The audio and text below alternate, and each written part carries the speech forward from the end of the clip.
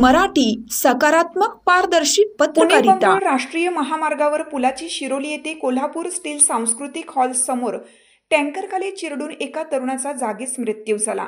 कौशिक दिलीप सासने, वय 26, राहणार तासगाव, जिल्हा सांगली, असं मृत तरुणाचं नाव आहे। या भीषण अपघातात त्यांचे नातेवाईक बापूसो रामचंद्र गावडे, वय 55, हे किरकोळ जखमी झाले।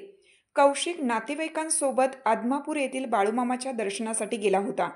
दर्शन घेऊन ते मोटरसायकलवरून क्रमांक MH10DF0221 तासगावला परतत होता।